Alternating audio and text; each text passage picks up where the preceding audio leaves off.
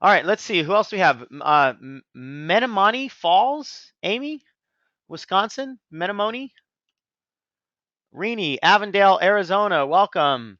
Hey, it's Aaron from Delaware. First timer here. Welcome, Aaron, to the community. Yeah, that'd be great. If this is your first time on in our community, I know a lot of people have joined the community recently. Just let me know. That's really cool. Welcome to the community. We got Marie from Pensacola. We've got Zindenka from Orlando.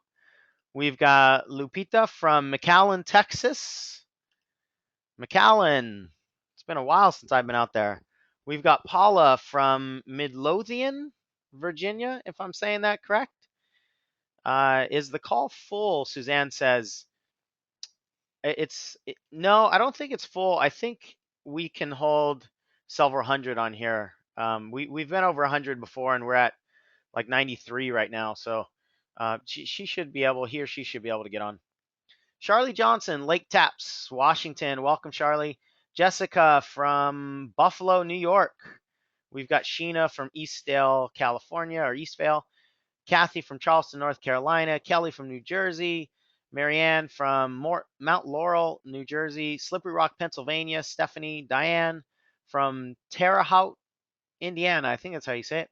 Marnie in Warwick, Rhode Island. Colleen from Flippin, Arkansas. What a cool name. Kelly from Buffalo, New York. Deb from Spring. I don't know from where in Spring. Thank you for having us from Owen Mills, MD, Maryland. Tavia, welcome. Suzanne from Kentucky. Carla from Plano, Texas. Cheryl from the whole state of California. Karen from Michigan. Donna, New Jersey. We've got Donna, another Donna from Arizona. Paris, Texas. Laura Hickman. Hey, Laura.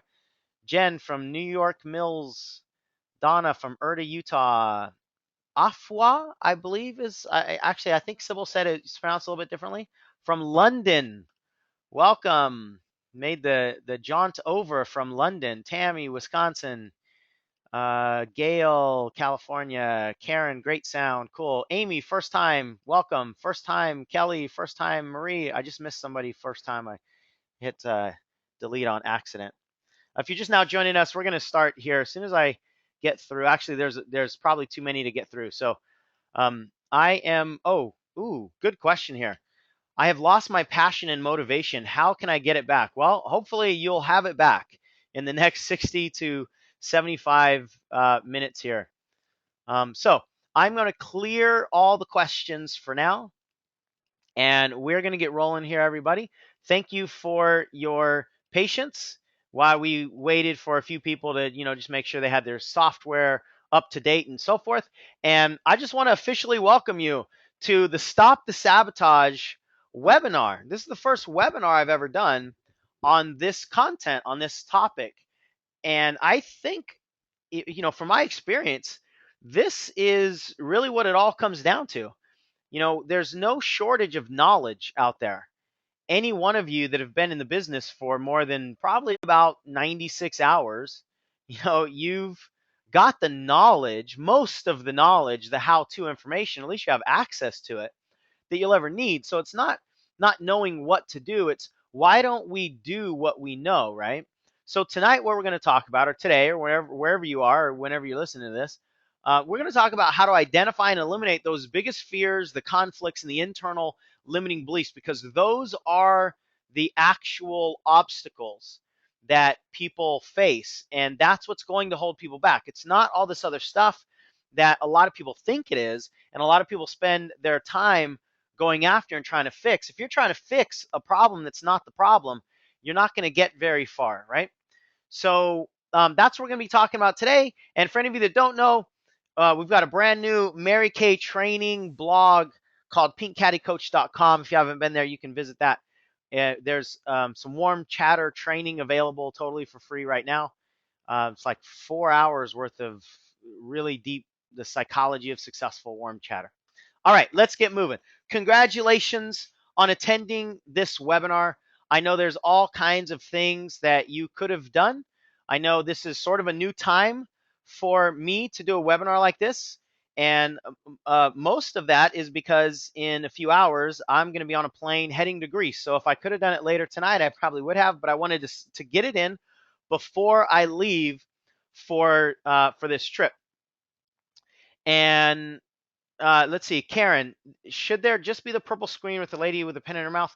That was the scene, but now I switched the slides, so my slides should be moving. Can you guys all see my slide that says congratulations on attending this webinar? If you can, raise your hand for me, because I did a webinar one time where it didn't start moving slides until like a half hour into it. Okay, I got a lot of hands raised. Great, awesome. Thank you guys. So I know there's a lot of stuff you could be doing. I know it's in the middle of the daytime or a morning for a lot of you. And truth be told, I haven't really even reached the evening because I haven't slept. I've been, thinking about and putting together the slides for this webinar. And when I talk about and think about this content, I just get lit up so much. So right now, I am absolutely working on, just passion for the content. There's definitely no sleep going on here. But here's what we're going to do on the webinar.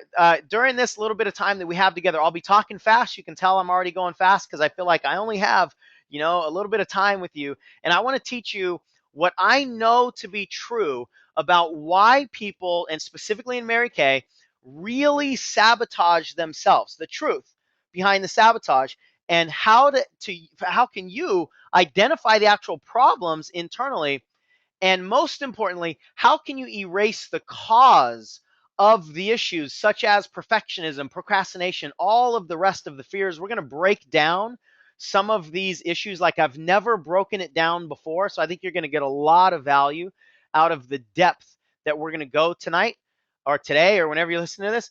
And there's not going to be a whole lot of how-to information. Actually, there's going to be none unless it just comes off the cuff, because it's not about the how to. That's one of those mistaken targets that a lot of people are going after. It's not about that. It's about the reasons that we're holding ourselves back. So you are in the right place if,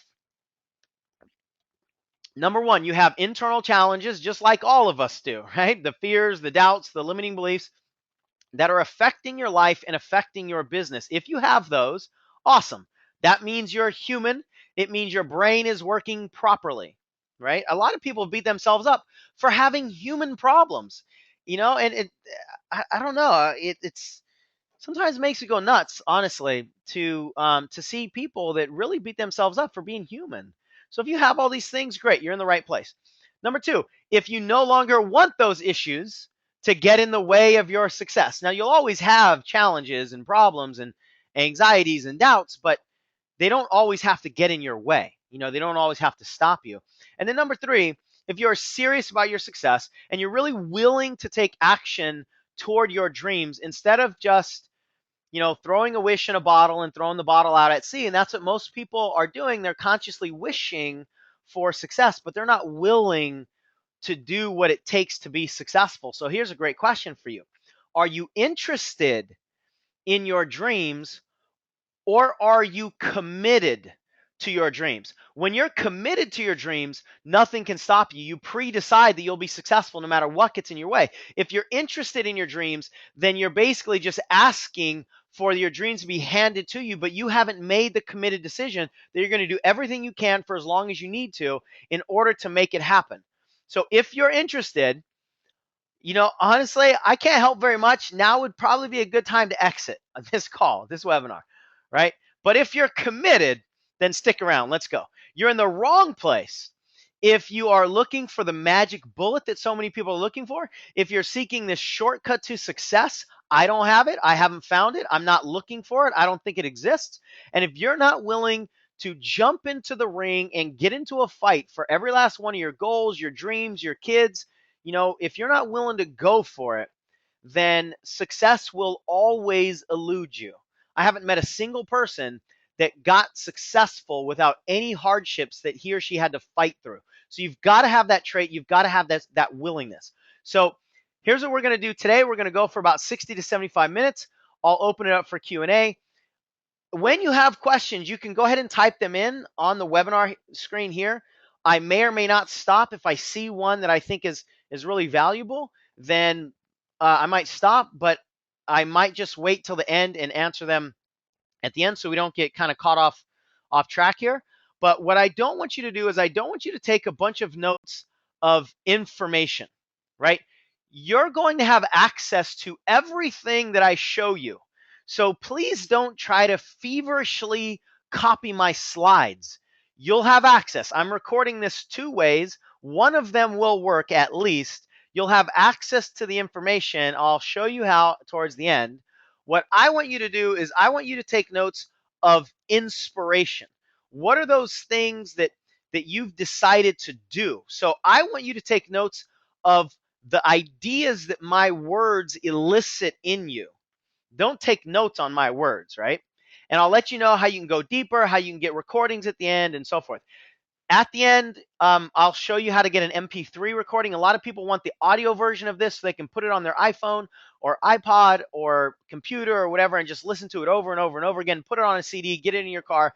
There will be things that you miss because that's just the nature of all learning. Even as you're watching it, there will be stuff for you to miss. So I would absolutely suggest you listen to the content over and over again to see what you can learn the second time around, right?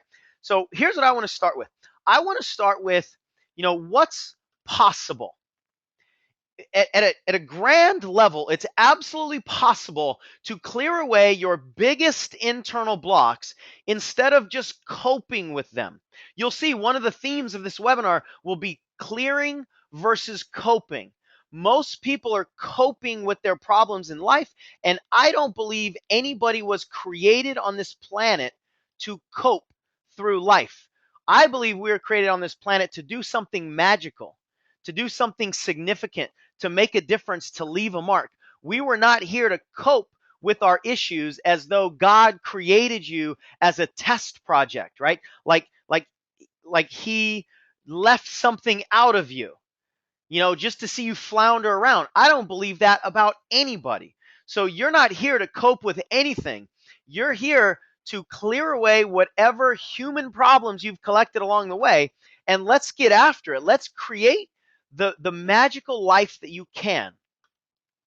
Now, this change can be relatively quick as long as you have the right mindset. Now, I say relatively because something that took 10 years to create or 40 years to create, you might get rid of it or you might get a really good handle on it in 6 months. Relatively speaking, 6 months versus 10 years is incredibly fast. But most people are expecting it to be an overnight change that they never have to nurture. It's like you just plant the flowers, you expect them to immediately pop up, and you never have to water them or make sure the sun gets to them.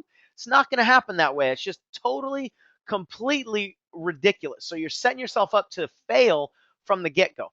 But when you have the right mindset, you can absolutely make quick changes. And when you get rid of these behaviors, when you get a better handle on the patterns, the success will follow in your business as a byproduct of the internal work that you're going to do. But you've got to be willing to take action, and you've got to have that inside out approach, right? Now, let me just tell you a couple stories of some people just to make this a little bit more concrete. People in Mary Kay that have made some of these shifts, just to let you know, some of the things that people have done when they've made when they've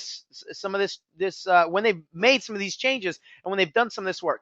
So Antonella is a director out of New York, and she said once she got rid of perfectionism, her income tripled immediately. It was an immediate shift. I'm sure most of you on the line would be in for an immediate tripling of the income. And Koti from Texas says that about 3 months after she was making $2,000 in production, her business exploded. She brought 80 new team members in. She had over $28,000 in production in a single month. But here's what I love. Plus, my relationship with my husband and children have been incredibly better as I've found balance in my life. And she's the one that capitalized balance, not me. I found balance in my life. That's what it's really about. It's not about the numbers, although the numbers are cute and sexy. It's really about living life with balance and joy. And I love, this was like an afterthought. Oh yeah, I got into my Cadillac. But that's not what she was excited about. I mean, she was excited about finding the balance. And here's another one from Gigi. So proud of Gigi. She says, my confidence has grown. I've increased my yearly retail by $3,000. This is what I love, this next piece. I've paid off 8 credit cards, and I think it's actually more than that now since she sent this to me. And for the first time in my 25-year Mary Kay career, she has 5 active team members. So when you do this work and when you make some of these shifts, your business can absolutely improve, maybe even explode if you have the right mindset, if you want to take action. Now, here's the problem, the specific problem in Mary Kay that I've experienced over the last 8 years that I've been doing this work in the Mary Kay pink bubble, is that the vast majority of consultants and directors simply don't have the business that they had planned on or the business that they had hoped for. Now, I'm not trying to burst anybody's bubble. That's a sad reality, but it's the truth. And it's a sad reality for every business across the board. This is not a Mary Kay problem. But the reality is that most of them are chasing the wrong issues in order to try to fix, what they want to improve. They're actually chasing the wrong problems. So they're constantly in search of the right recruiting scripts or the hostess programs or the time management systems or the tracking forms or the way to handle objections or the secrets of motivating other people to get into action or getting them to show up at your meetings or to make calls or what have you. That's what they're looking for. But what happens is, because those are misplaced targets, all it does is lead to more frustration, more overwhelm, increased anxiety, more doubts, actually lower self-esteem, more stress, more financial worries, more strained relationships, disappointment in yourself. I mean, just misery on so many different levels. And it doesn't have to be that way. Mary Kay Ash did not have a vision to create a company that would induce stress for people. So this is not a Mary Kay problem. Mary Kay is nothing more than an opportunity. The problem is in the human condition. The problem is the way that we've been programmed. The problem is not in the opportunity. The problem is, how do we take advantage or not take advantage of the opportunity? There's no difference in the Mary Kay that anybody across the globe has access to. The only difference is, how do certain people approach their opportunity called Mary Kay while other people approach their opportunity differently. So that's what we're going to look at today. Is let's get into those actual problems. Now, many of you know so many of these things. I mean, the common forms of sabotage are procrastination and perfectionism and fear of failure and overwhelm and fear of rejection and time management problems, creative avoidance, the fear of success. We're going to go into detail around most of those. But a lot of times we have our own like favorite way to sabotage ourselves. But here's what I've found that most consultants and directors just want to move through so they can get to. In other words, most consultants and directors, they just want to have control over their emotions. I've been asking this question for 8 years. What is it that you ultimately want? What do you ultimately want? What do you ultimately want? And how can you get there? And these are some of the most common responses. You just want control of your emotions because it is an emotional game. You want to be able to release the brake. So many people feel like they're riding with the parking brake on, so that you can just go with freedom, right? You want to be motivated to work your business so that you don't get up and you feel depressed or miserable or whatever. You want to see the fears go away, absolutely. You want that confidence and the clarity of what to do and specifically what to say. A lot of people don't have clarity of the game plan, and it really holds them back. But you know what? We just want it to be fun and simple. If it's not fun and simple, what's the point? And the bottom line is, this is a business opportunity. So you want to make money, right? You really want to make money, but you want to do it without all the stress or without the struggle or without the inconsistency from 1 month to the next. And you can absolutely do that if you have the right mindset, if you have the right guidance, and if you put your target where it needs to be. So again, it's completely possible to clear your fears away other than coping with them, but not when you're traveling upstream. Most people are going against the power of their habits, their identities, their values, their beliefs, their drivers. It looks like this. It looks like you're trying to go against the current. When all of your patterns, all of your beliefs, all of your motivation seems to be pulling you in the other direction, you're trying to go upstream. So you really have two choices. You can either fight against the current and keep doing what's not working, or you can change the current. And that's what I get excited about. How about we change the current internally, right? Instead of just trying to swim against the current. I love this analogy. What it's kind of like is, imagine you're in a boat and you're trying to drive this boat out of the harbor, right? You get in, you went to boat driving school, you've practiced, you've rehearsed, you've got all these affirmations about, I'm a great boat driver, and the sea is going to be calm so I can drive my boat. You got all that. You're mentally, physically, spiritually, emotionally prepared. You get into the boat, but even though you're doing all the right things, you're just not going anywhere. And that's where a lot of people are, and they don't understand why it's not working for them. And here's why it's not working for them: because unbeknownst to them, under the sea, there's an anchor. And that anchor's big. And it doesn't matter how good you are at driving boats, you can't uproot that anchor. And most people don't know there's an anchor. They don't know where the anchor is. And so they certainly can't do anything about the anchor if it's not even in their awareness. So that's where most people are. They're actually really good at driving the boat, but they just can't get it out because they can't get rid of the anchor. Here's the good news: as soon as you get rid of the anchor, you don't even have to be that good at driving a boat. The current will take you out of the harbor. You can start paddling. You can get some oars. You can just put your hands over the side and start swimming. You'll get out of the anchor. You get out of the harbor once you release the anchor, even if you're not that good at driving boats. Here's another analogy that I love. Most of us have probably seen the iceberg analogy, where the majority of the iceberg is underwater. As it relates to your business and the topic of this call, it's your habits and your patterns are the conscious things that most people are focusing on, and that's the above water stuff. The below water stuff are your beliefs, your identities, your drivers, and that's what's actually running the show. That's what's controlling the ship. So would you rather try to play above surface with the 5 to 10% of your power, or would you rather play below surface and get this going correctly? Now, I want to share with you how these two surface, different levels of the surface, the below surface and the above surface, actually work together, because they work together like magnets, right? So you can see that the red and the blue are touching the opposite charge. So the red's attracted to the blue and the blue is attracted to the red below.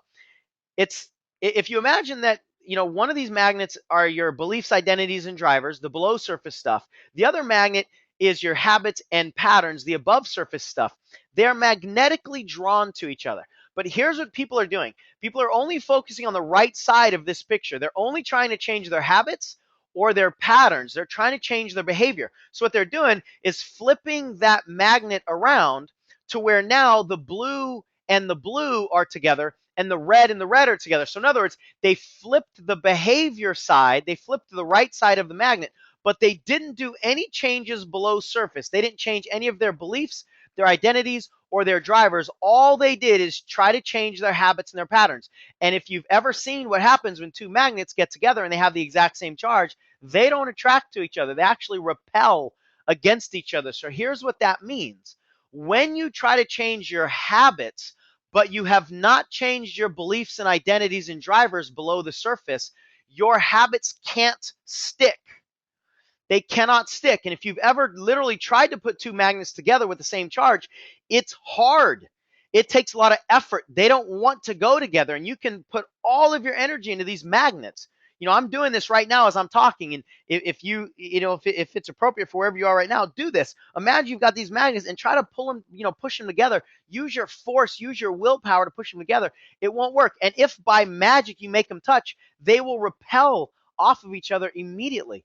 That's what so many people are stuck with when they're trying to change their habits, but they haven't made the deeper internal shifts that will allow those habit behavioral changes to stick. So what that leads to is constant struggle. It leads to this start-stop energy. It leads to a bunch of frustration. And again, it doesn't have to be that way. So before I go any deeper, I want to give you just a little bit of background on me. This is me and my amazing family. I'm a father and my husband first. I'm a speaker and a coach second. My wife's name is Sybil. We're going to celebrate our 15th anniversary here in a few weeks. My children, Exley is in the front, McKenna's in the middle there. That's why I live right there. That picture is why I live. But when I was 13 years old, I was I was involved in a hit and run accident by my next door neighbor. Actually hit me when I was riding my bike doing 50 miles an hour. I tried to avoid getting hit by one car, pulled out in front of him, got hit by him doing 50 miles an hour. And by all the details of the accident, there's no way I should have survived. But I did. I guess I wasn't done here, right? And so my whole life changed that day when I was 13 years old. I realized that no matter where we are, we're not promised our next breath. And I started to see life through a mortal set of lenses. And I made a promise to myself that day. And many of you have made a very similar promise, if not the same promise. I made a promise to myself that since I only have one shot on this planet, I'm going to give it everything I have. And I will not allow myself to settle for a life of mediocrity, to settle on my dreams, to settle for a life of less, a life of restriction, because I don't know when it's all going to be taken away from me. I don't know when my last breath is going to be. I almost had it when I wasn't expecting it. So I made that promise to myself that I will get into a good fight for every last one of my goals and dreams till I die. And then for the next 20 years, I didn't get hardly any of my goals and dreams, right? Even though I had made this promise to myself. So I had made the conscious, willpower infused decision, but it still wasn't working for me. And then in 2005, I had a gigantic shift. I was at a seminar. I went through this amazing breakthrough where somebody taught me a lot of what I'm teaching you now about the beliefs that reside below the surface. And I finally realized, I learned why I was holding myself back my whole life from success. I was actually afraid of success, on top of being afraid of failing, on top of being afraid of being rejected, on top of always seeking other people's approval, on top of all this sabotage. I mean, I was a mess inside because I had the talent, I had the willpower, I had the work ethic, but I didn't have the results because something wasn't working in my life. So I had a major breakthrough in 2005. I came back. Nobody really even recognized who I was. Everybody was like, what in the world happened to you? You know, is that legal? And how do I get some of that? So I basically, started studying this whole world of the unconscious mind and our belief systems and our emotions and how this all works. And in 2006, I did an event that was specifically for athletes, but about 25 Mary Kay ladies showed up. They skipped their unit meeting that day, came to my event. They came to me afterwards and said, will you teach us some of this stuff too? Because it applies to us too. And I said, absolutely not. There is no way I am going to teach a bunch of women how to sell lipstick. Um, you know, I don't know that I'm proud of that answer now, but it's the truth. I said no.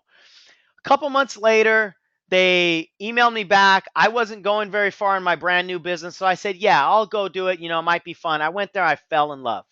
I mean, all of you know what it's like to be in that energy. And here's what I love about Mary Kay. You give a damn, you know? You want more out of life. You have a hunger. You have a thirst for more. And that's what I love. I love people who are willing to join a business, who are willing to show up at trainings, who are willing to get on a plane and fly and work on themselves, who are willing to face all of their challenges and demons and faults and fears, and who are willing to keep getting up, all in the name of wanting more out of life. That's why I fell in love with Mary Kay, and I honor each and every one of you who are fighting that fight. I don't care where you are in your life.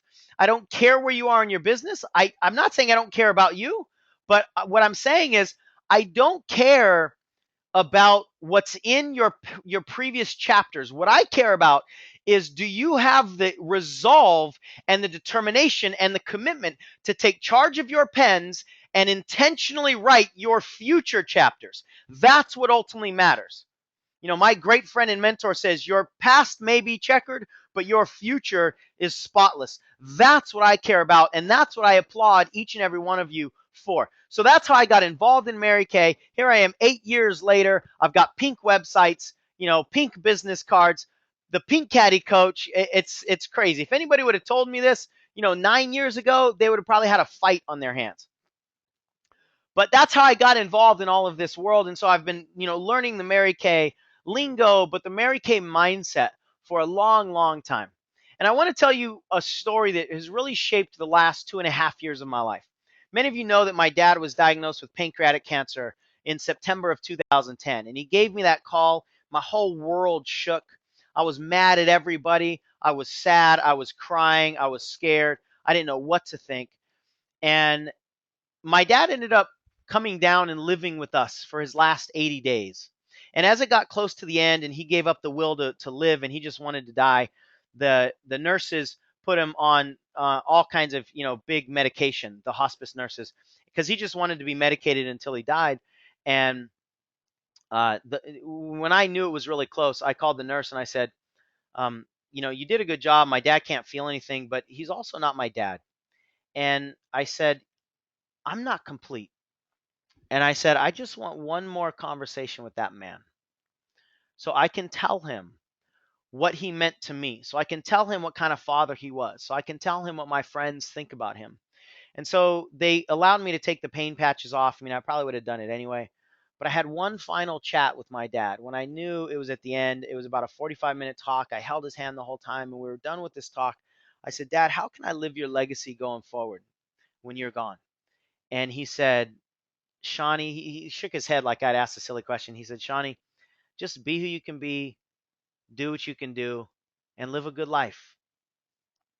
And I felt like he had given me this torch of wisdom for me to pass on. And that's really what it's about. Just be who you can be, do what you can do, and live a good life. And that's my license plate down there at the bottom. And it's just a reminder of my dad's message and his energy.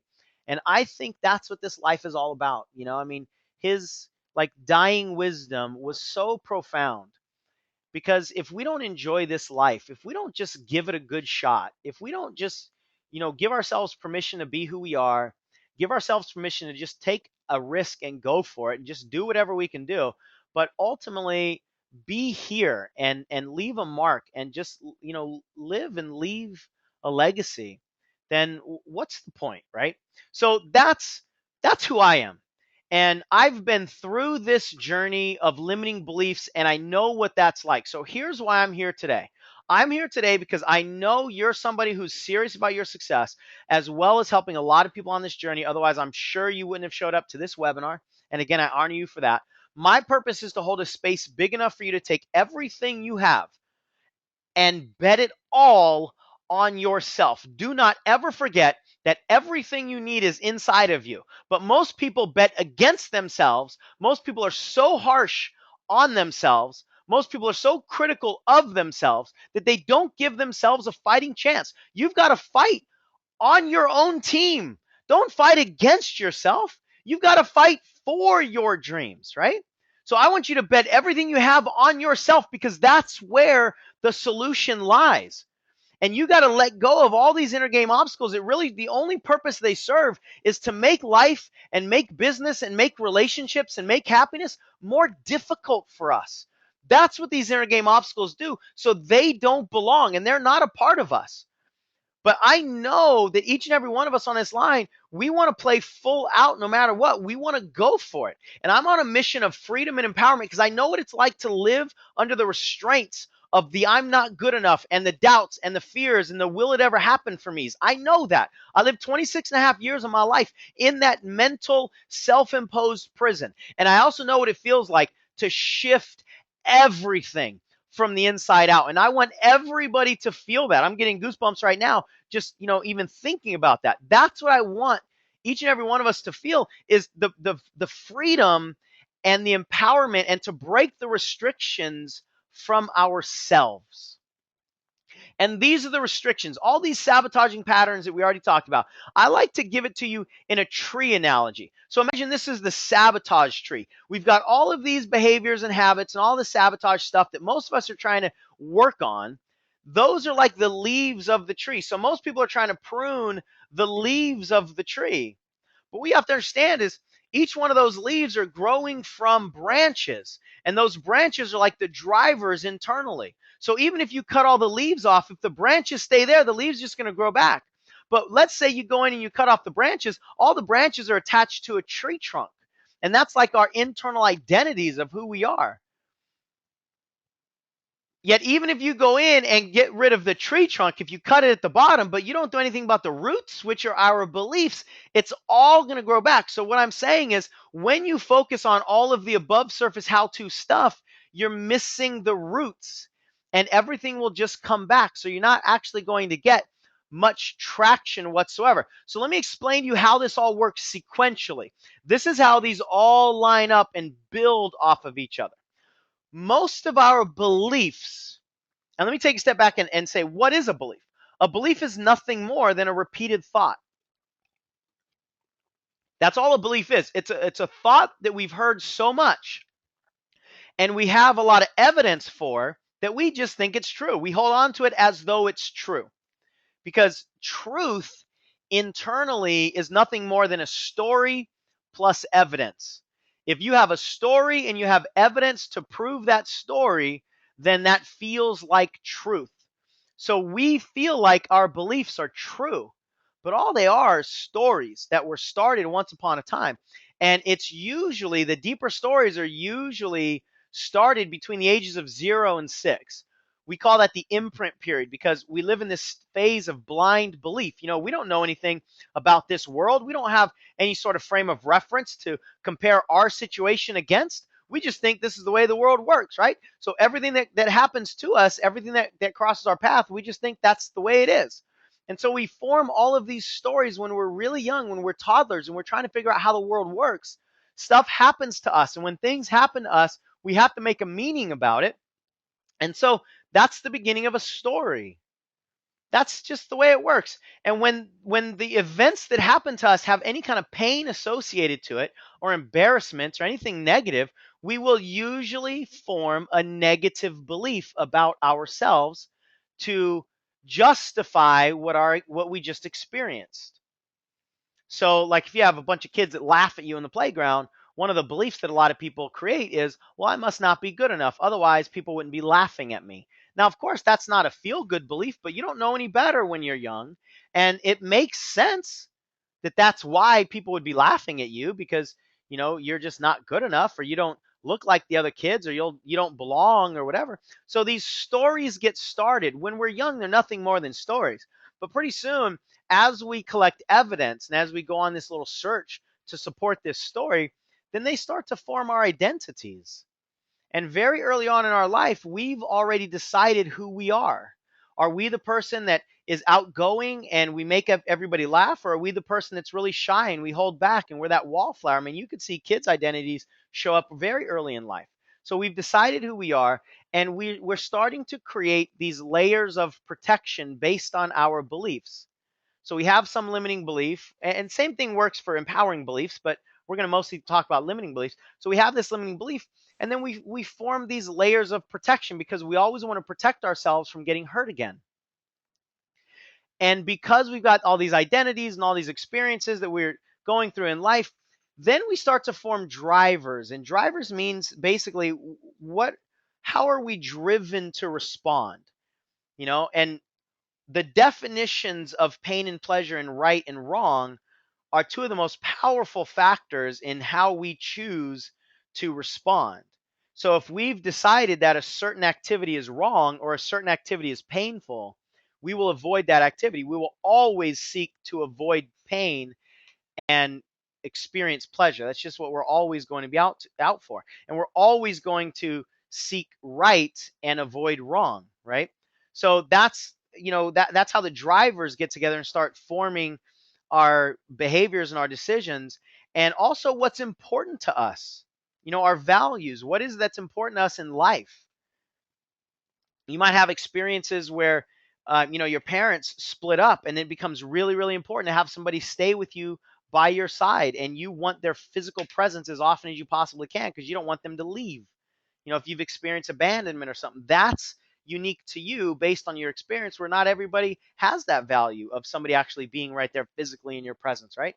So you've got all these drivers now, and then what happens is our behaviors are just basically responses to all of these three ingredients. It's how we respond to all of these things that are now going on. And it's sort of like the house keeps getting built higher and higher and higher and higher. So there's a lot of stuff going on here. This isn't just a simple, a reactionary process. There's a lot of time involved. There's tons of experiences involved. And so what happens is we have these behaviors. Now, these behaviors are not the problem. The behaviors that we create are actually solutions to try to cope with and cover up the problems that started earlier in our lives. So all of our sabotaging habits, which is nothing more than a repeated behavior, all of these sabotaging habits are actually responses and reactions to the internal problems. And that's a huge piece, because if you're trying to solve problems that aren't actually problems, that's one of the reasons it's so difficult to get rid of the perfectionism, because you created your perfectionism in response to your beliefs, identities, and drivers. Perfectionism was created last. It's in response to all of those things. So if you go in and try to change your perfectionism without first changing all of those things, it's not going to make sense. It's like flipping that magnet over and not trying to figure out how come they won't stick together, because you didn't deal with the cause, you didn't deal with the roots. You just dealt with your responsive behavior. So that's what most people are left with, is all these habits. Now, how do we fix this stuff? Right? You've got four options here. If you only had four options, you can probably tell by the way I'm sort of directing us where we would go. It certainly wouldn't be just focusing on the behaviors. It wouldn't just be focusing on the drivers, and it wouldn't only be focusing on our identities. Hopefully you're enjoying all my little snazzy movements here and effects. We've got to go after the beliefs. We've got to go after the roots of the issue. And if you're willing to do that, there's no tree that you can't cut down, right? If you're not willing to do that, then then you're probably not ever going to cut down any tree, and you're not ever going to truly get rid of some of the habits. Or if you do, you know, with magic or super, high level of willpower, get rid of some of those habits, they'll all just keep coming back because you didn't get rid of the roots, right? So let me break this down into some of the concrete examples that you deal with in your business all the time. Let's talk about fears in general. All fears are mislabeled, meaning nobody is afraid of the actual activity, although that's what most people are talking about. So when you say you have a fear of warm chatting, you're saying you have a fear of the activity of talking to people, and that's a lie. When you say you're afraid of making phone calls, that's a lie. When you say you're afraid of speaking, that's a lie. When people say they're afraid of heights, that's a lie. When they're afraid of flying, that's a lie. Nobody's afraid of flying. People are afraid of dying in a plane crash. And flying makes them think that they might die. Nobody's afraid of heights. People are afraid of falling from high places. And that's different, because those are two separate targets. So I don't want you to put the target on a fear when that's not actually the problem. What we're afraid of is the emotional outcome of the activity, not the activity itself. And this is huge, to create this distinction and actually challenge the fear where it lives, instead of just throwing. It's like, if you've got a fire on the fourth floor of your building, I suggest you send the fire department to the fourth floor. Don't send them to any one of the other of the floors, because that's not where the fire is. Send them to the fourth floor. Send them where the fire is. Send them where the problem actually resides. So don't focus on the activity when nobody's afraid of the activity. So you basically have two choices. Your choice is, you can avoid the activity that you think is the problem. So you can avoid warm chatting. That won't help your business. You can avoid making phone calls. Good luck with that strategy. You can avoid speaking to people. That's not going to get you anywhere. Or you can remove the emotional risk. That's how to make true, long-lasting change, is we remove the fear of the emotional outcome, and then there's nothing to risk anymore. Hopefully this is making a lot of sense. I'm going to go deeper into that, but don't do that. Actually, what? I went a little bit further ahead. Let me kind of have a little drama here, right? Don't do that one. Unless you just want to keep wrestling with the problems, then choose that one. Choose the coping mechanism and try to drown out your fears and try to avoid the catalysts. Or you can actually remove the emotional trigger. You can remove the emotional outcome. So let's get even more specific, and let's look at how specifically fear of failure and fear of rejection gets created and perpetuated in our life. Now, I'm putting them both together because they're both judgments of an event, right? We have an event, and let's take the event of rejection. I like that one. I love this picture.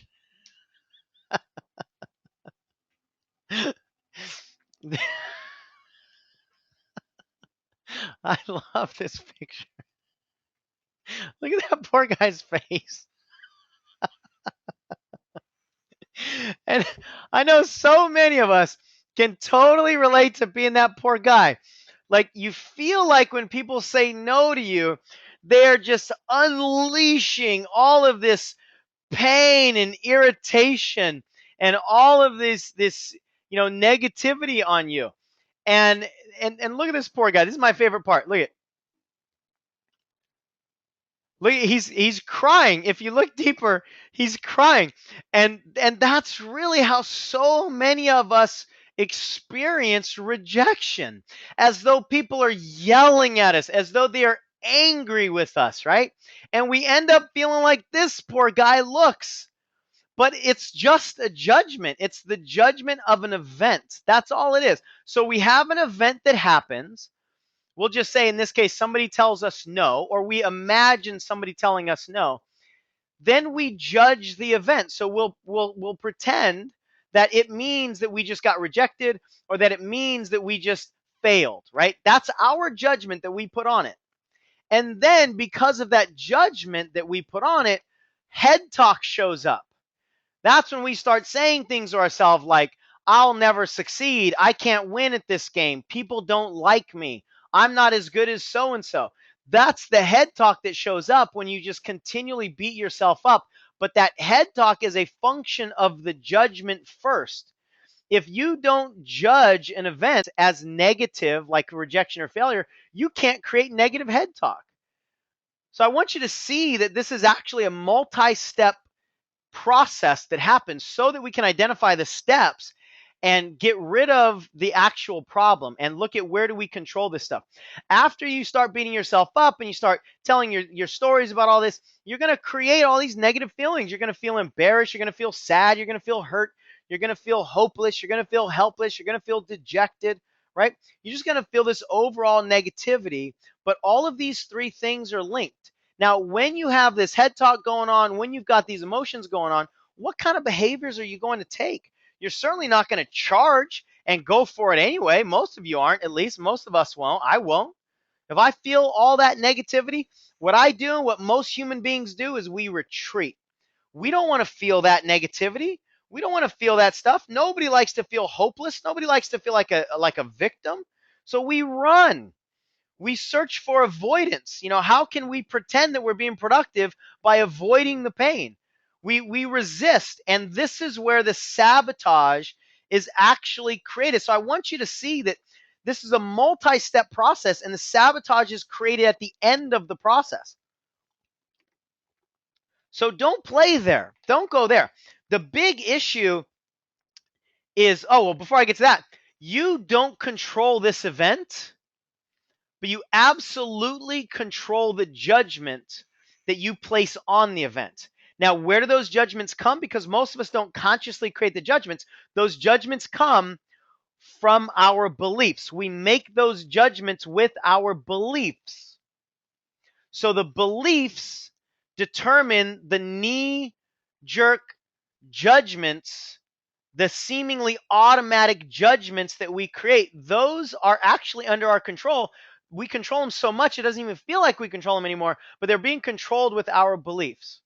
So I just want you to see how all of these things fit together. I want to break all of this apart and dissect it so we can focus on the real issue and put the target where the target belongs. Now, this is really what we've got to look at. We've got to look at the emotions that are being created, because remember, what we're afraid of is the emotional upset. We're afraid of feeling dejected and hopeless and hurt. So imagine this. If you're afraid of feeling that way, you're going to try to avoid that at all costs. If any of you own cats, or if you've seen a cat that, somebody tries to get the cat into the cat carrier, when the cat knows, every time they go to the carrier, they go to the vet and get a shot or something. Watch what happens when a cat knows they're about to go somewhere they don't want to go. I mean, they become wild, right? They're like, all the claws come out, the arms and the legs get all sprawled out, and it's tough to put a cat in that cat carrier because it's afraid of what it's going to experience, right? and, and sometimes they will hold on with everything they have, and they'll do everything they can to try to avoid all of that pain. And you know what this is? This is called procrastination. That's how we do it. We procrastinate because there's something we don't want to experience. We don't want to experience the actual journey because we don't like doing the activities, or we don't want to experience the outcome of doing the activities. But as long as there's something negative for us to experience, the human brain will resist. So there's not a procrastination gene that any of us have. This is not like something you can just reach in and remove. This is a natural human response to pain. This is a natural human response to anything negative that you don't want to experience anymore. So, would you rather wrestle with this procrastination, or would you rather remove the thing that you're afraid of? Right? Let's remove the thing that we're afraid of. So that's really what fear of rejection, fear of failure, and procrastination is all about. I want you to see how they feed off of each other and how they go together, and when we can dissect them, I want you to see how it all can be pulled apart so that we can identify the piece that we really got to look at. Now let's talk about perfectionism, because it's a little bit of a different animal. Here's my experience of perfectionism. Perfectionism is caused when you have an unhealthy connection between your self-worth and your performance. And this is huge. This is huge. I could go on for 5 hours on this piece. I'll try not to. I'll try to keep it to 4.5. But this is gigantic. And the bottom line is, because of the way we're raised in society, because of the way we're programmed, because of the way we're parented, because of what we see on TV, we are usually programmed to believe that when we are performing well, we have a high self-worth. People want to be around us. We get rewarded, right? When we are performing well, we're getting recognized, we're getting acknowledged. We are programmed to believe that we feel good when we perform better. And that is such a dangerous combination, because the opposite is true. If that's true, then when we're not performing well, that means we should not feel good about ourselves. Our self-esteem and our self-worth, our value internally, is mistakenly connected to our performance and our achievements. And they are absolutely not the same thing. Your self-worth is predetermined by your creator. Your God created you, and you're valuable because of that, period. No matter what you do, you have value as a human being. You have value on this planet because you're here. Not because you're driving a car, not because you have money, not because of anything conditional. You have value, period. Your self-worth is not conditional upon anything, but we're programmed this way, especially with sports. If any of you have been in a sport where you've gotten judged, like cheerleading or ice skating or gymnastics, right? Or any kind of sport where you give it all you've got and somebody judges you, then you almost inherently, undoubtedly have a connection between your happiness, your fulfillment, and whether you performed well or not. So when we have this connection between performance and self-worth, obviously we want to feel better about ourselves. And the only way that we think we can feel better about ourselves is to be perfect in our performance.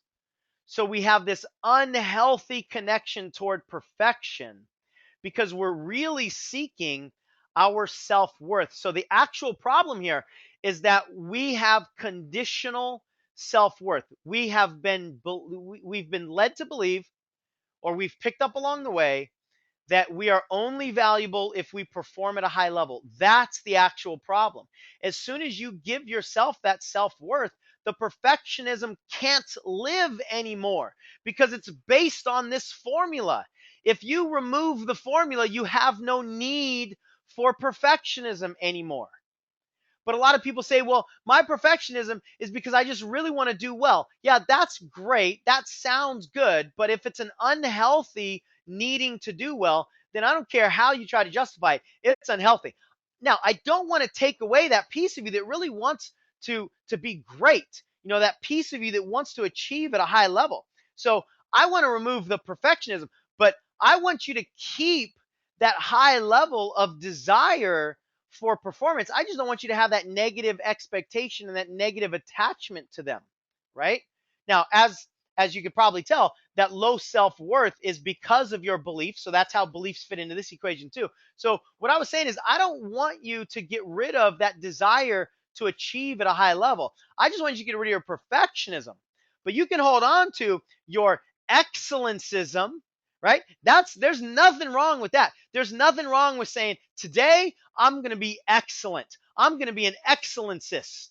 I want you to remove the word perfectionist from your vocabulary, and I want you to start talking about being an excellencist, not a perfectionist. I want you to have excellencism, not perfectionism, because it's different. Most of us don't have the same kind of energy on the word excellence as we do on the word perfect.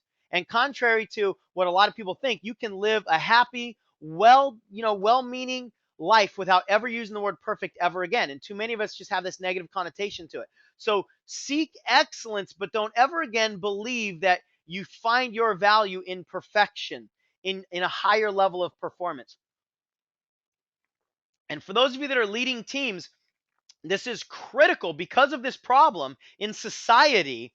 It's critical that you appreciate people for who they are, not only what they do. If all you do is award people and recognize people when they are performing at a high level, you are missing out on a lot of people that just need to feel good about themselves before they start performing at a high level. So when you appreciate somebody's value as a person first, what I know to be true about human nature is they tend to perform better. We love to perform better.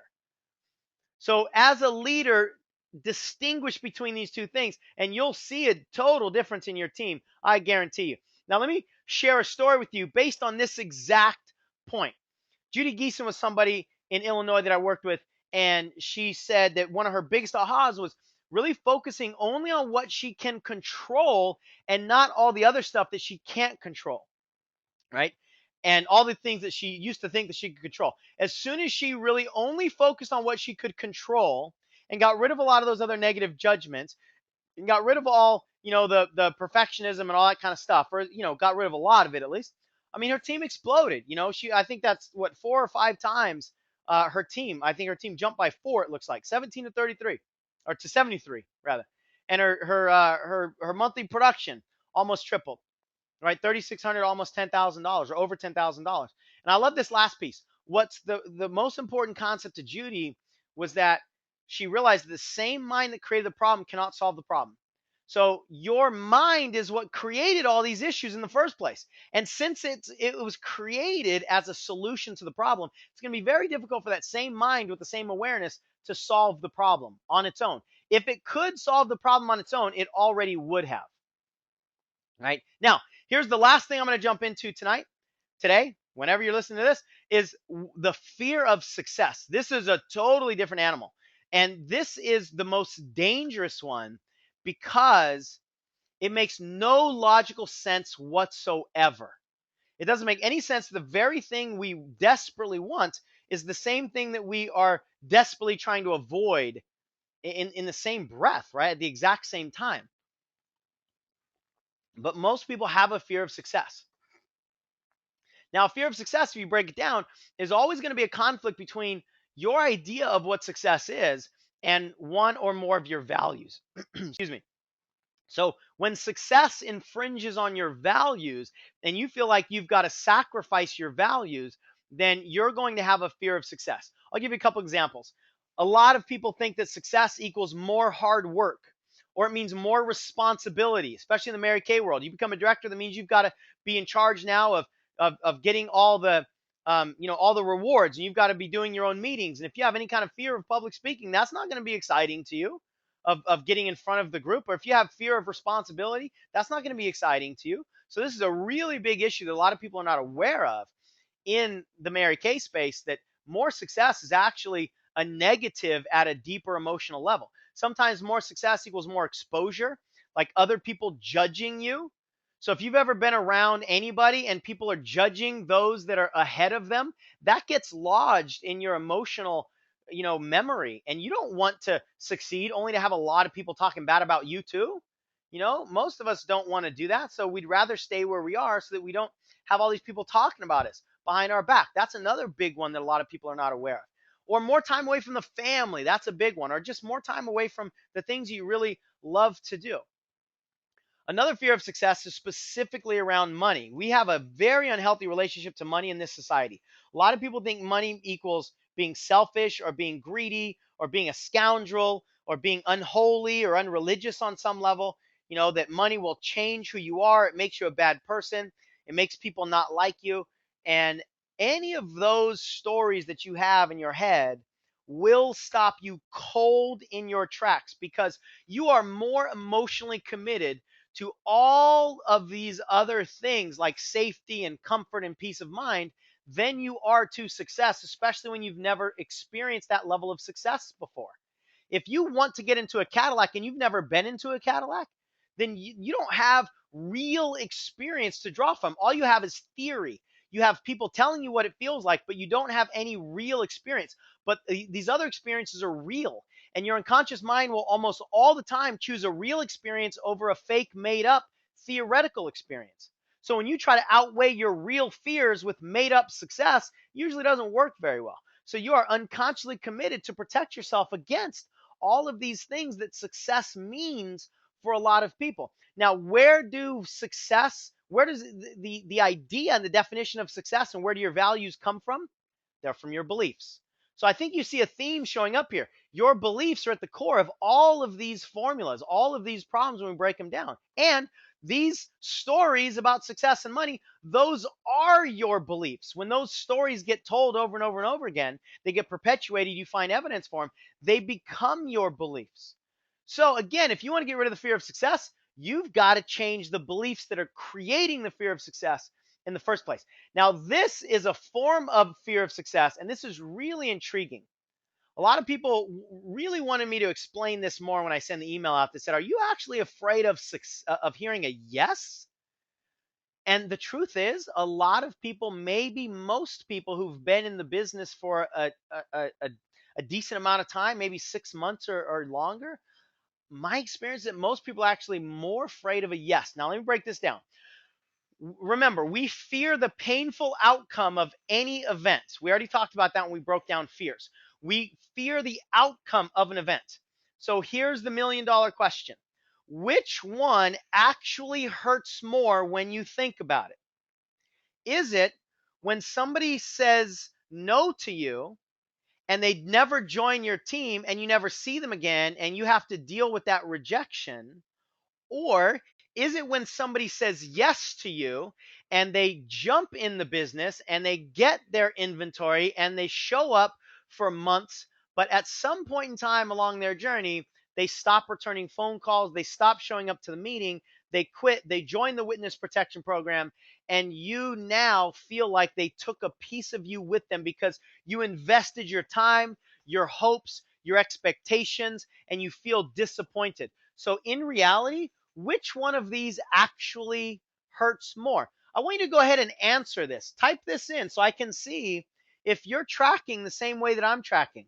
Because my experience is that most people actually have more irritation around people saying yes, jumping in, and then leaving and abandoning you than never getting in the first place. So if that's the case, at an unconscious level, your subconscious mind is actually more afraid of somebody saying yes, because if you trace those two paths, the path called yes has more potential pain on it. Now, that pain is all you're doing. And where does that pain come from? Your belief system. It's your belief that you don't have the leadership that would have kept them in the game, or that you're not good enough, or that you'll never succeed. It's these beliefs that cause the pain when somebody quits the business. That's the source of this whole problem. So once again, what's the solution? The solution is to clear away the beliefs that are causing this problem. But I want you to really get this piece. If you choose not to change the beliefs, if you choose not to uproot this problem, then the only thing you can do for the rest of your Mary Kay career is wrestle with the fear of yes. And at the same time, wrestle with the fear of no. That's called a lose lose situation. So even if somebody says yes, you're going to be reserved because you don't want to feel disappointed. But the disappointment is a function of your expectations, which are created from your beliefs. It's all going to come down to your beliefs. So obviously, my suggestion is to clear yourself of all of these limiting beliefs that are causing all the problems. And let me tell you, many of you know Jim. You know, Jim has a very unique story. Jim was very successful a long time ago, and then he had some people do some dastardly things to him and a full-on character assassination because he got successful. So he was a classic example of somebody getting successful and then having a negative emotional response, and he retreated. And he'll tell you this. He retreated for years because he didn't want the spotlight that would lead to pain and failure, or not failure, but pain and misery. So he retreated.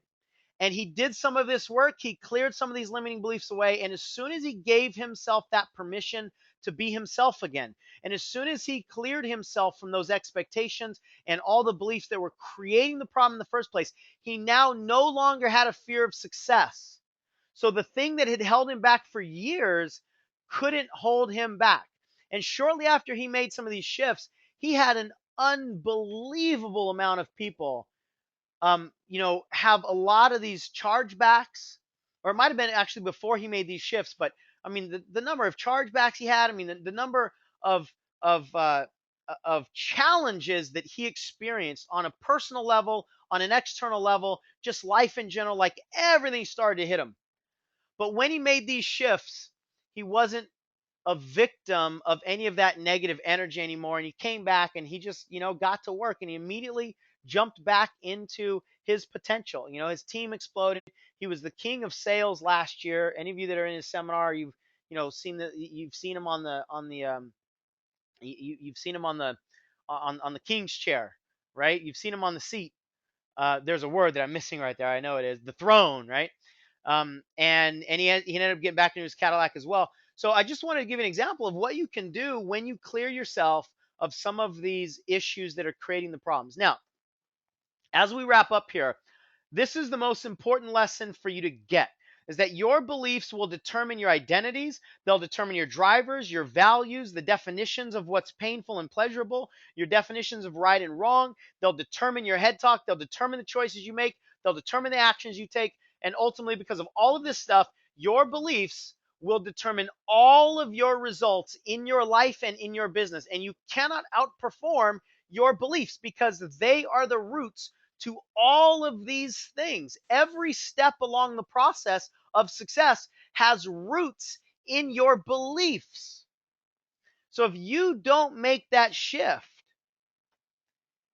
if you have any attempt at any kind of behavioral change above the surface, think back to the iceberg analogy, without making a belief change below the surface, that attempt is doomed. You might get long-term or short-term success, but you will never have long-term success. Those magnets cannot stay together for any significant period of time unless you make the shifts at a deeper level. And I'll tell you what, this journey is, not only might it not be easy, it won't be easy in this game, but I'll tell you what, it will absolutely be worth it. And here's what we all have to experience. I mean, just look in the eyes of that little girl. Look at the joy. Every single one of us looked just like that when we were mapping out our life, when we were mapping out your Mary Kay journey. There was a point in time you had so much desire and so much hope and so much dedication and so much commitment that nothing could get in your way. But over the course of time, things just started to get into your way. That's the human condition. That's the way it works. But what this journey is about is it's about getting back to that determination. It's about committing to that little girl. It's about taking a look at what's deep down inside of you. That's what I want you to focus on. I want you to focus on what were your little girl dreams? Or what were your little boy dreams for any of the men out there? And whatever you once had inside of you is raging inside still. It wants to get out. It needs to get out. You have to feel fulfilled on this journey. So, this process is about tapping into that fire that has always been lit. Even if it feels like your fire burned out a long time ago, I guarantee you it hasn't. You just haven't been fanning the flames because of all this other stuff that has got your attention pulled in too many different directions. But when you get back in and you tap into that fire, you tap into the resources that your creator put inside of you, that are sitting inside of you right now, just ready to be ignited. That's what this journey is about. This is not about you becoming a different person. This is about you tapping into who you already are, who you always have been, and that strength inside of you that cannot be denied. And all of you women out there, you have a fight inside of you that us men don't even have. Imagine what a female does when her young are being threatened. There's a fight that comes out of the mama bear. There's a fight that comes out of the mama human, the mother, that absolutely cannot be denied. And you have that inside of you. And if you don't have goosebumps and a lump in your throat right now, then I don't know if I can help you, but I do, because we all have that piece inside of us. And it's about just tapping in to what's already there. You're not broken. There's nothing missing in your life. You are whole and complete as you are. You came with all the pieces. You've just got to put them together. You got to fan that flame and you got to go for it. Because at the end of your life, it won't matter if you achieved any goal that you now have for yourself. You will long forget your 2013 July or June 30th goals. You won't care about that a few years from now, let alone at the end of your life when you look back. You won't care about the tangible things that you accomplished. You will not care about whether you actually achieved your dream or not. Here's what you're going to care about. The question you will ask yourself is, can you look yourself in the mirror, naked, not hiding anything at all, look yourself eye to eye and answer this question? Did I go for it? Did I take everything I had and bet it on myself and swing the bat? Did I go for it? Or did I cower from my pain, and did I choose to be more committed to my fears than I was to my dreams? And if you answer the question, you are more committed to your fears, that will be the most painful conversation you ever have with yourself. That's the clarity that I got when I almost died when I was 13 years old. And I've been afraid of that conversation ever since. That's what I want you to hold on to. It doesn't matter if you get it. It matters if you go for it. So I want all of you to commit to going for it.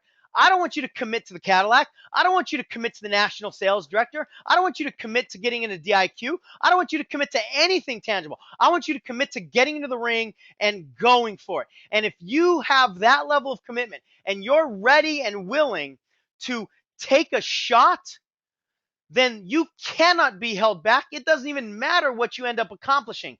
You cannot be held back, because that determination in the human spirit cannot be denied. And when you show up with that bold determination, all the forces of the universe, of your friends, of your God, of yourself, all of the mighty forces conspire in your favor if you show up with that bold determination that says, this is who I am, this is my dream, and I'm going for it. And you know what? I don't even care if you don't think I can get it, because I never asked you. You're either part of the steamroller or you're part of the pavement. I don't care which one you choose, but you cannot deter me from my purpose on this planet. You cannot deter me from what I'm here to do. You cannot deter me from what I am determined to accomplish. So get out of my way or support me.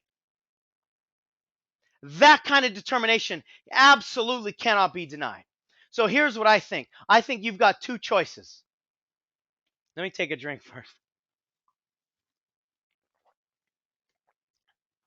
You've got two choices. You can continue on the path that most people are struggling on. You can continue to work on or work through or deal with or cope with the symptoms, all these behaviors, trying to fight an unconscious, illogical, and irrational emotional problem with consciousness, logic, and rational thought. Good luck with that one. I've never seen it work, yet I know plenty of people who are trying to be the first one ever. You cannot win an emotional battle with a logical fight. You can't solve an emotional problem with a logical solution. So here's what I think you get that I think you should do.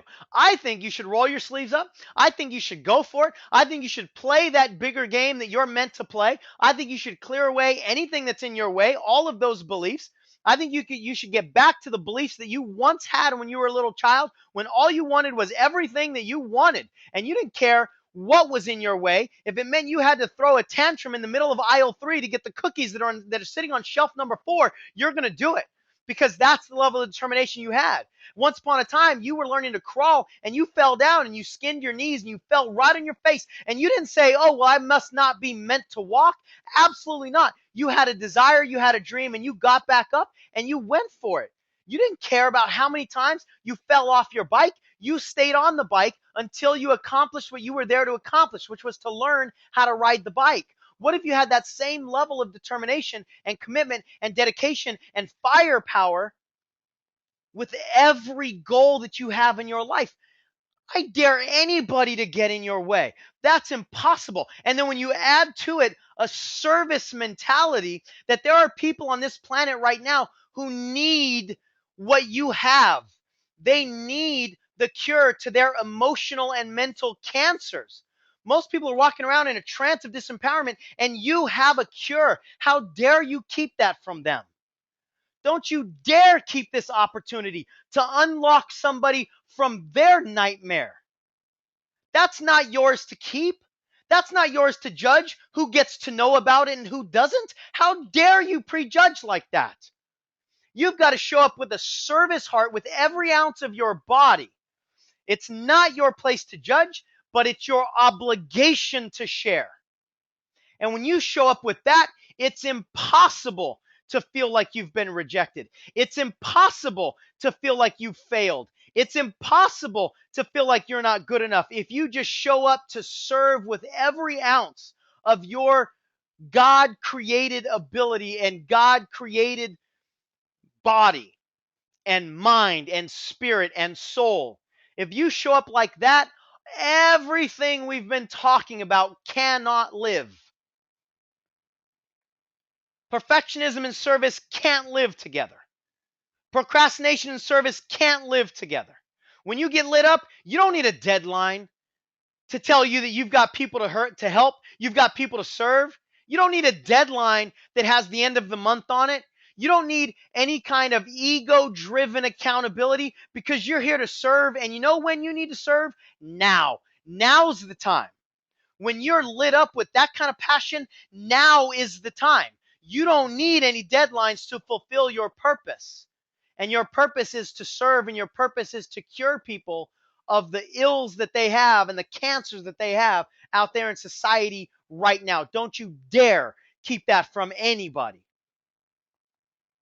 That's the game you can play. And I suggest you choose wisely, because here's the choice that most people make. Most people, because they're more committed to convenience and they're more committed to their comfort and they're more committed to their fears and they're more committed to staying out of any kind of pain whatsoever, they commit to the first road. I'll just toe dip. I'll just work on it. I'll just do a little bit, but I won't commit. Are you kidding me? This is your life. You got one shot on this planet. Are you kidding me? Jump in. Swing the bat. Don't go into the water at the steps. Go into the deep end and do a cannonball into this thing and start swimming. I mean, what if you had that kind of zest for life, that kind of determination? If you're more committed to growth, and if you're more committed to challenge, and if you're more committed to change, and if you're more committed to your dreams than you are to your doubts, then you'll embrace everything that shows up on that second road. So choose accordingly. Now, when you choose to go for it, if this is sparking anything inside of you, take action. If you're choosing to go for it, then there are two ways that I can support you. There are two ways that I can support you going forward, and it's all about clearing yourself of these limiting beliefs. This is the journey that I went through. It's one of the very first things that I did when I became a coach is I put together a program that's designed to clear away the main problem. And so what I want you to do is I want you to attack every last one of your limiting beliefs. I want you to attack them. And these two programs can help you. The first one is called Releasing the Brakes. A lot of people feel like they've got the parking brake on, and you've got to release that thing. You've got to get out of your way so that you can chase with ferociousness every last one of your goals and dreams. Step up to your potential. Don't continue to hold your potential back like you're running with the parking brake on. And the other program that I have that will support you as well is called Emotional Mastery.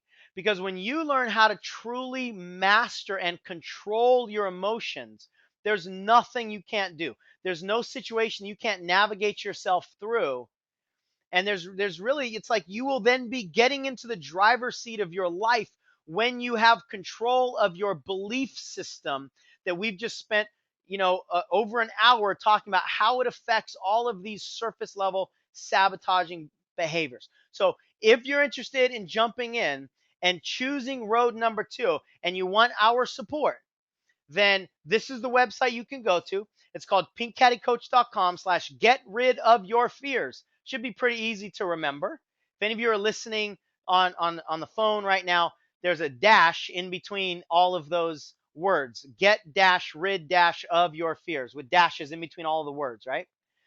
So if you're choosing the path to clear the issues so that the sabotage melts away, then I highly suggest to invest in yourself and invest in your future and let us support you however we can.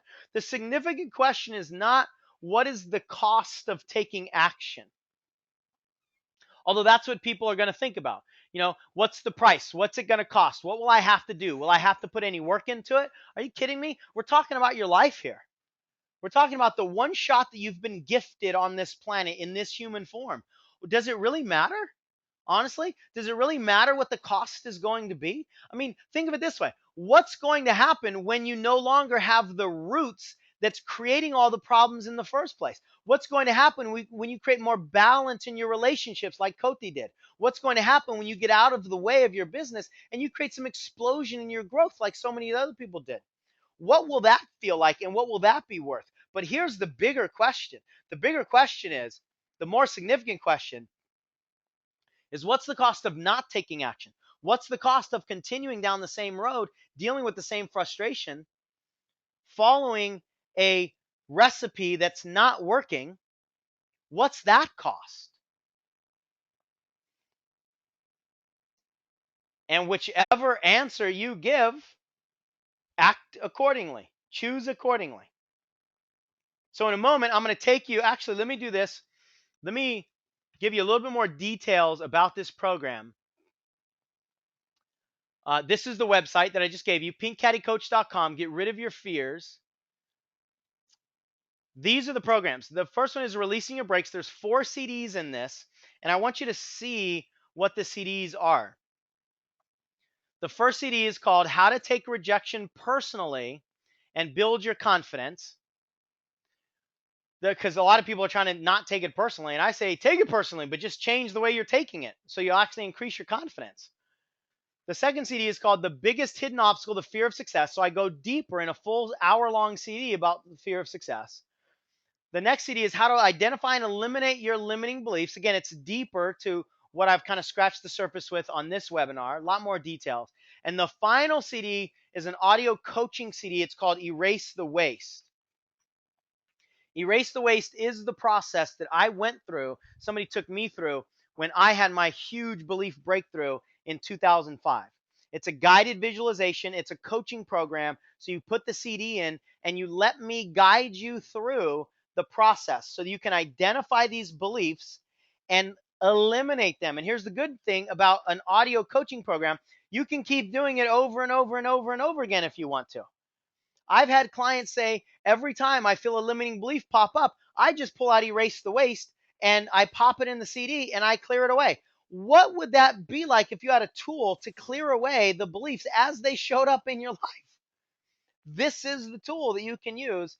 It's a super powerful guided visualization that will help you get rid of the limiting beliefs as they come up or just clear them all away. So it's a really, really powerful program.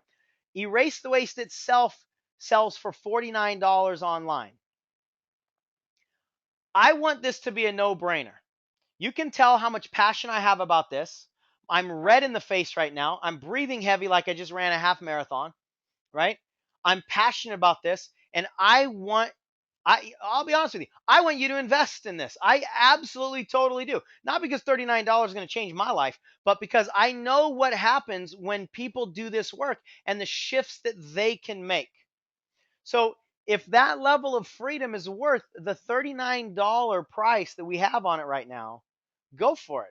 That's $10 less than the Erase the Waste by itself costs. So it's over 60% off. You're going to save $70. And I want this to be a no-brainer. And everything we sell always has a money back guarantee. So if I don't deliver on the way I presented this program, if you don't like it for whatever reason, let us know. Inside of 30 days, let us know. We'll give you all your money back. No problem. I appreciate you trying it out. If it's not for you, it's not for you. So there's really no risk whatsoever. The only thing you have to lose is all of the restriction and the fears and the limiting beliefs. So that's Erase the Waste. It's a 4 CD program. You can get it right now for only $39 just by clicking on this link. I don't know if you can tell, but this is a clickable link that will take you right to where you can grab that. If you want the big daddy, if you want everything, if you want it all, take a look at Emotional Mastery. That has 12 CDs in it. Your CDs are basically we're hammering emotional control from a bunch of different perspectives and a bunch of different angles. So one CD talks about the power of authenticity. Another CD is about high intention, low attachments, one of the most powerful concepts you will ever learn and implement in your life. I promise you, high intention, low attachment. Another CD is called the Strategy Session. It teaches you how we form our behavior strategies and how to get more control there. Another CD is called Getting Rid of Guilt. Guilt is one of the things that absolutely holds so many people back, especially parents. You got mommy guilt or daddy guilt. That's a huge, huge piece. So you got to clear that up. Another CD, stop trying to be comfortable or stop trying to get comfortable being uncomfortable. We have this idea that that's the name of success. Just get comfortable being uncomfortable. Nobody wants to be uncomfortable. So I'd rather you change the definition of what comfortable is instead of just trying to put two magnets together that don't attract each other.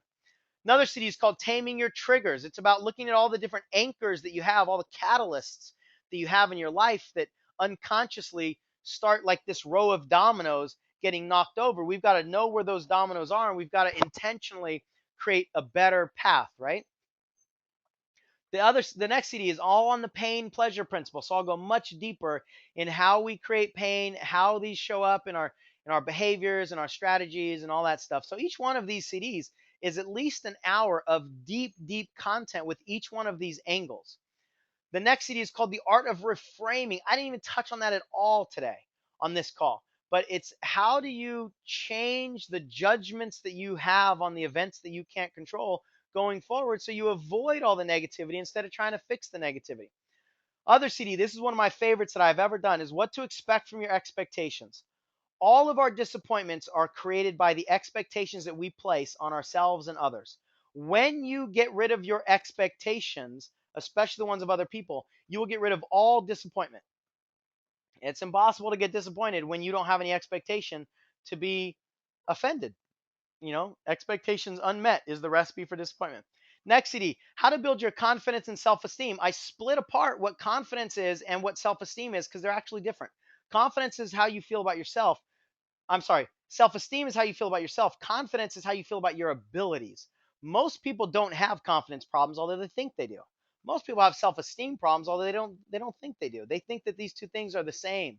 And when you lump them together, you're off target. The other CD is called Controlling Your Emotions. It's this whole process of judgments and behaviors, and how can you get into that process and really intentionally control it. And then you've got another audio coaching CD in this package as well. It's called Anchor Your Success. This is another guided visualization you can just pop in and listen to whenever you want, and it'll help you create positive, empowering anchors so that when you need to feel confident, you can just dial up confidence in your body.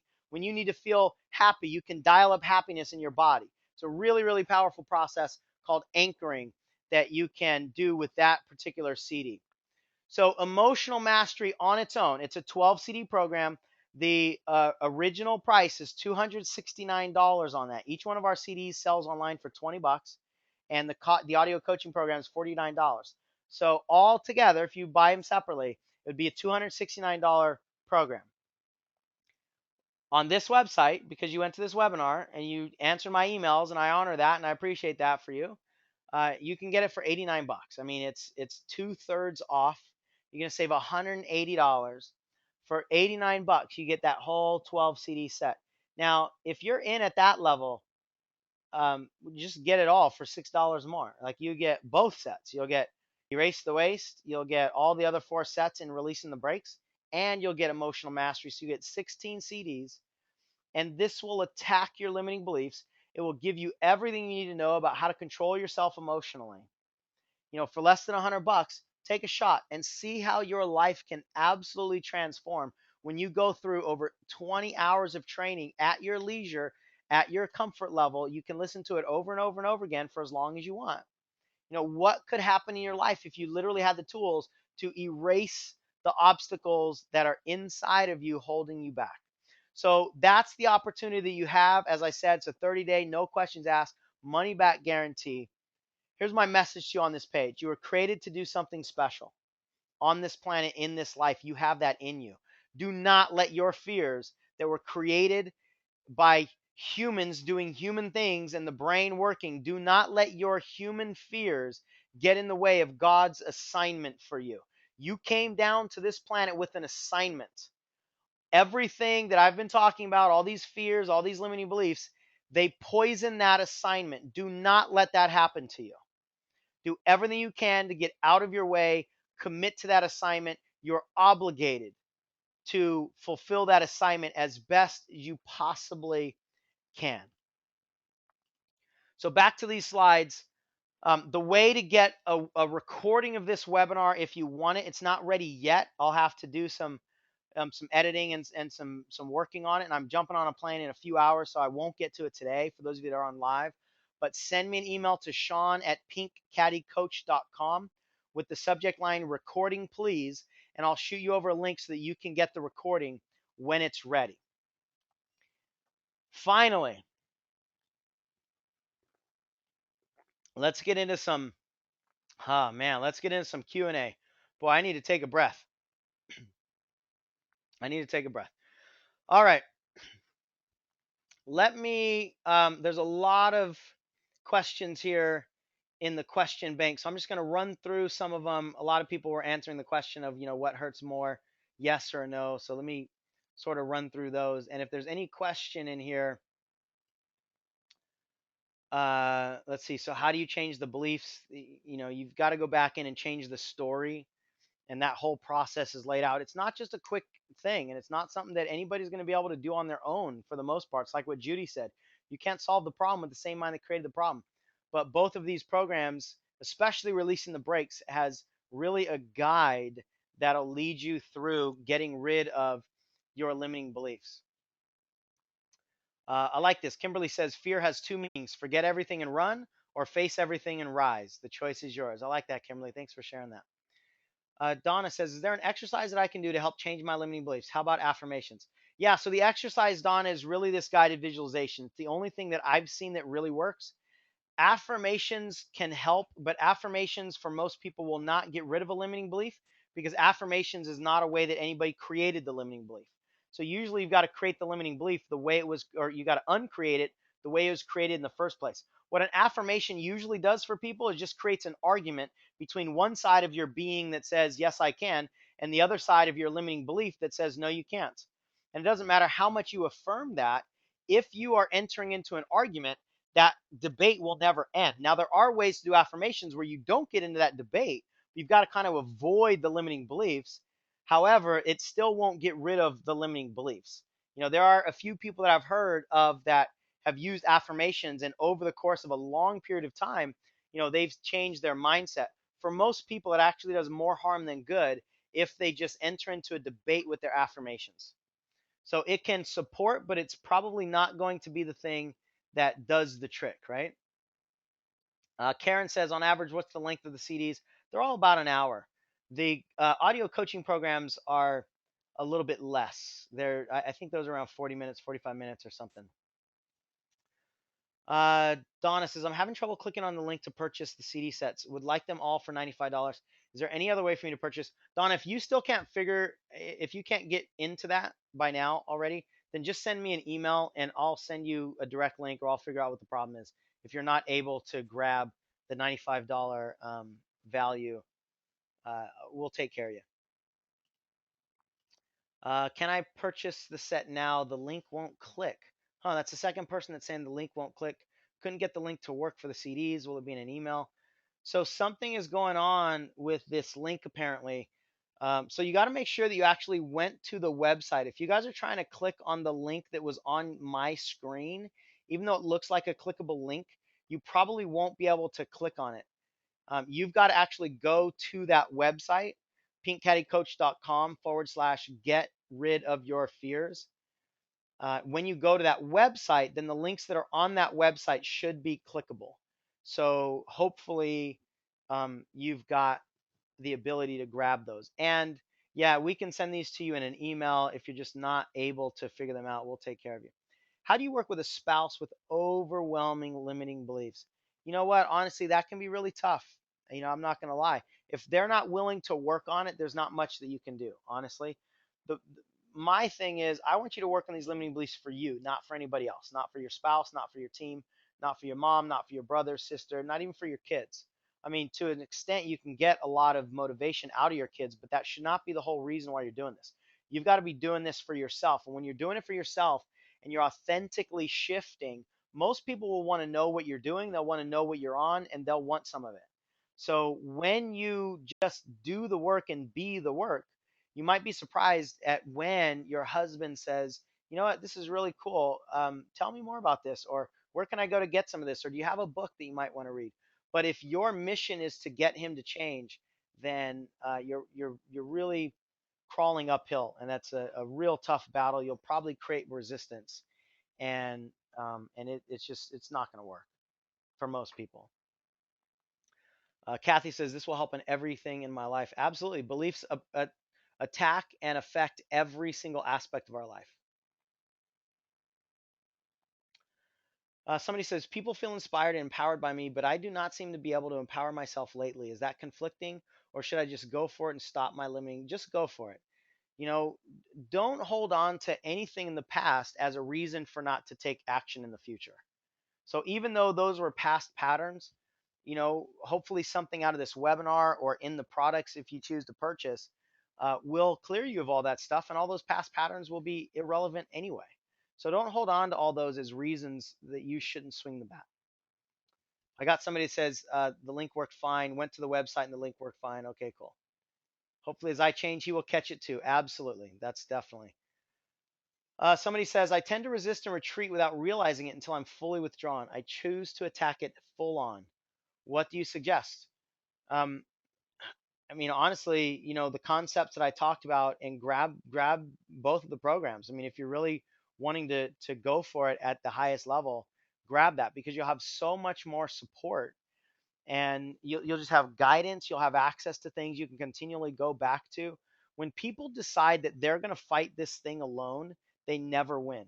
Again, I said earlier, most people I've never seen this game won individually, but most people are trying to be the first. I just don't do that. Just follow the recipe that works. And if you're afraid of spending money, you're losing more money by not doing the work than it would take to do the work, especially with these deals that we've got on the table for you now.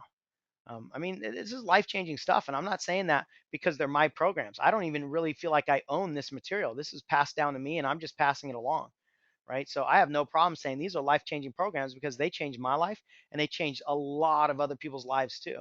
If you work it, if you commit to it, they'll change your life as well. And is that worth 39 bucks? Is that worth 89 bucks? Is that worth 95 bucks? If your life is worth 95 bucks to take a shot, then go for it. What do you have to lose? Now that's what I think about it. Next question. I've lost my passion and motivation. How can I get it back? Hopefully, it's all the things that I've been talking about. You've got to clear away the stuff that created the loss of the passion in the first place. If all you're trying to do is repassion yourself or remotivate yourself from the top down, it's not going to work. You've got to tap into those dreams. You got to tap into the reason you joined Mary Kay in the first place. You've got to tap into what's there. Don't go searching for it. Tap inside to get it. Next question. Let's see. Do you do other webinars? Yeah, I've been doing a lot more webinars. I don't know when the next webinar is going to come up, but we'll keep you posted. Just stay on our list, stay on our Facebook fan page. We'll keep you posted on it. I can recruit, but I am not good at customer service. What can I do? Well, I don't know. There's so many different variables there, so I don't have a blanket response to that. It depends. I don't know if you're not making phone calls, or if you're making phone calls and you just don't like it, or people tell you that you're terrible at it, or I don't know exactly what the factors are. But I think when you make the internal shift that your whole business is about service, not just a certain aspect of your business, then a lot of the things you have irritation around, you won't be irritated by anymore because it's still a form of service. If your Mary Kay business is a way to serve people, then making phone calls is a way for you to serve people. It's just a part of the game. So I think most of the time when people move into that service space, a lot of their process based irritations end. Somebody says the perfection part was really a punch in the gut for me. I never realized how negative of an impact it had on my life. Uh, it, I was competitive for 12. It looks like it got cut off maybe. Yeah, this is huge. It is so, so huge. Another comment. I woke up this morning thinking, why do I sabotage my goals? Why have I always chosen to do this throughout my life? This lesson was just a God-given one. Thank you. Wow, this was powerful. Appreciate your time and commitment. Absolutely, Cindy. Everything that we can do to support you, just let us know. No need to read out loud. Thank you for taking the time to do this. Yeah, absolutely. You're welcome. Thank you, thank you, thank you. You have opened my eyes. Can't wait to change my beliefs. Absolutely. Go for it. Years, and I find myself expecting perfection from everyone. I now realize that perfection is not a good thing and that it is killing me. It is limiting me. Which CD set really helps overcome years of perfection thinking? If you only had to pick one, I would do the releasing the brakes one because that has the guided visualization around the limiting belief work that's at the core of perfectionism. Uh, you know, I mean, I say go for them both, but if you had to pick one, then just do the releasing the brakes one. I can't wrap my mind around 80 women in my unit who all want nothing other than simply finding new women who do. What do you do with so many women who have no desire or to move out of their life or business? You love them for who they are. You don't try to make them somebody that they're not, and you invite them into challenging their own limiting beliefs, and you change the conversation that you've always had. A lot of people are sitting down idly, not going after their goals because their leader hasn't had the right conversation with them. Their leader's conversation has always been about get into the Cadillac or get your tangible goal or get, to sit in a certain place at seminar. They've always been trying to motivate with carrots. If you've been trying to motivate with carrot to somebody who doesn't like carrots, change the strategy. So when you change the conversation, you start asking them some more of the interpersonal, introspective questions, you'd be surprised at how many people will do some of the digging that I was talking about and they'll get out of their own way. It's always a personal game. The best thing you can do as a leader is ask better questions. Don't try to motivate people. You can't motivate people. And even if you do, it's not a good idea because then they won't act unless you motivate them. You want to get people inspired from within. So that's the journey that you want to guide people to.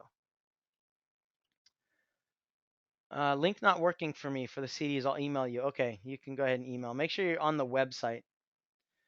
The price of making your life and business is so worth it. People can eat home a few times and they can afford, yeah, once. You can absolutely afford it. Stay home, eat one meal at home. don't go out to a sit down meal, and there's the investment for sure. I totally agree, Kathy. Danita, I love you, Danita. You're so cool. People invest in yourself. Trust me, it works. Yeah, Danita has such great experiences and stories. The thought that you put in my brain was, if I don't change my beliefs about myself, I'm not going to be successful. I've been wrestling with this, but you opened my eyes and my heart to change what I believe. I believe I'm great because I was created to be great. Absolutely, Kelly. You fight for that thought right there. Don't let any of that other stuff show up. And if it does show up, don't give any weight to it. Just change the channel and get back to that, because that's the absolute truth. Link on the website I can't find. There's three links all the way down toward the bottom, Carla. Um, Man, this is really strange. A lot of you are saying the link's